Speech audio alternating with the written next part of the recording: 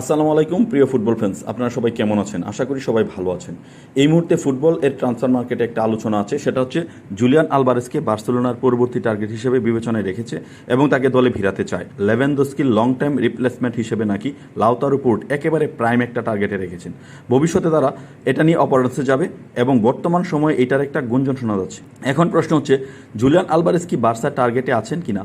এইটা একেবারেই সত্য যে বার্সা টার্গেট লিস্টে জুলিয়ান আলভারেজ একেবারেই আছেন এবং জুলিয়ান আলভারেজকে পেতে বার্সা সামনের দিনগুলোতে মরিয়া হয়েই ছুটবেন। তারপরে যদি প্রশ্ন করেন ইনফরমেশন হিসেবে, জুলিয়ান আলভারেজ কি ভবিষ্যতে বার্সায় আসবেন কিনা? হ্যাঁ, জুলিয়ান আলভারেজ অবশ্যই বার্সায় আসতে পারেন।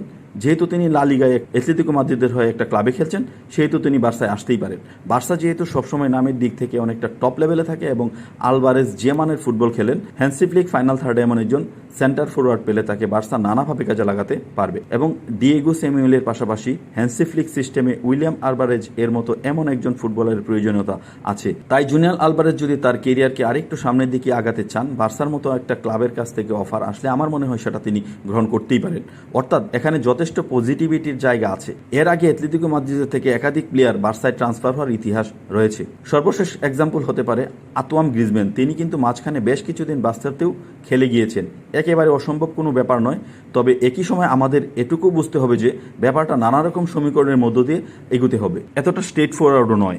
এখন মূলত আমি এই ব্যাপারগুলো নিয়ে একটু ব্যাখ্যা করার চেষ্টা করছি।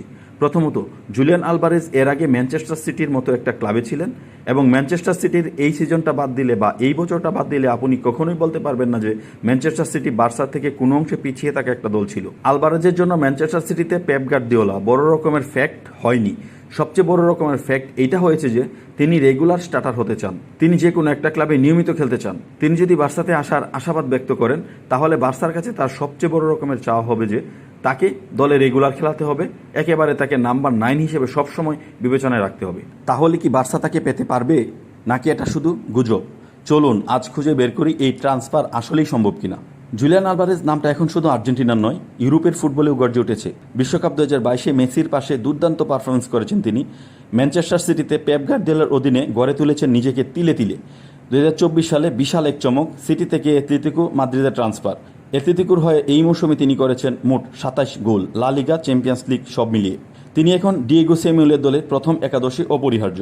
বার্সা স্কাউটরা জানিয়েছে তারা এখনও আলভারেজকে নজরে রেখেছে, কিন্তু এখন যেহেতু সে অ্যাটলেটিকো মাদ্রিদ হয়ে খেলছে, তাকে কেনা বেশ কঠিন। তবুও প্রশ্ন রয়ে যায়, আলভারেজ কি অ্যাটলেটিকো মাদ্রিদে সুখে আছেন? দ্বিতীয়ত, বার্সার আকর্ষণ কি তাকে টানতে পারবে? এবং সবচেয়ে বড় প্রশ্ন হচ্ছে, বার্সা কি তার চুক্তি কিনতে পারবে কিনা? আলভারেজের চুক্তি 2030 সাল পর্যন্ত, রিলিজ ক্লোজ প্রায় 150 মিলিয়ন ইউরো। অ্যাটলেটিকো তাকে ছাড়তে চায় না, বরং তার চারপাশে দল গড়তে চায়। বার্সার বর্তমান বাজেট ও ফিনান্সিয়াল প্লেয়ার প্লে রুলস অনুযায়ী এত বড় অঙ্কের ট্রান্সফার প্রায় অসম্ভব, গোল.কমের তথ্য অনুযায়ী। তবে যদি রাফিনিয়া, ফ্ল্যাঙ্কি ডি জং বা অন্য বড় নাম বিক্রি হয়, তখনই এই ট্রান্সফার সম্ভব হতে পারে। আপনি যদি একটু লক্ষ্য করেন তাহলে দেখবেন ইয়ামান, গাবি, পেদ্রিদের নিয়ে বার্সা স্কোয়াড এখন গড়ে উঠেছে তরুণদের ঘিরে। একজন প্রেসিং ফরওয়ার্ড হিসেবে আলভারেজ হতে পারে বার্সার জন্য আদর্শ ফিট।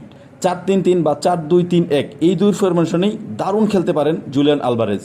লেভানডস্কির উত্তরসূরি হিসেবে নিঃসন্দেহে অন্যতম সেরা অপশন হতে পারে এই জুলিয়ান আলভারেজ।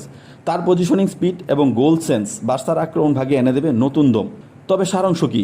আলভারেজ একজন অসাধারণ খেলোয়াড়, তাকে বার্সা চাইতেই পারে, কিন্তু বর্তমানে তার চুক্তি, রিলিজ ক্লোজ এবং অ্যাটলেটিকোর পরিকল্পনা সব মিলিয়ে এই ট্রান্সফার বেশ জটিল। তবে ফুটবলেও সম্ভব বলে কিছু নেই। যদি বার্সা বড় ধরনের রদবদল করে, তাহলে ভবিষ্যতে আলভারেজকে কাতালোনিয়ার এই ক্লাবটিতে দেখা যেতেই পারে। আপনার মতামত কি? আপনি কি চান আলভারেজ বার্সায় আসুক? কমেন্টে জানাতে ভুলবেন না। আর ভিডিওটি ভালো লাগলে লাইক দিন, শেয়ার করুন আর উইকেটে গোল চ্যানেলটি সাবস্ক্রাইব করুন। ধন্যবাদ সবাইকে।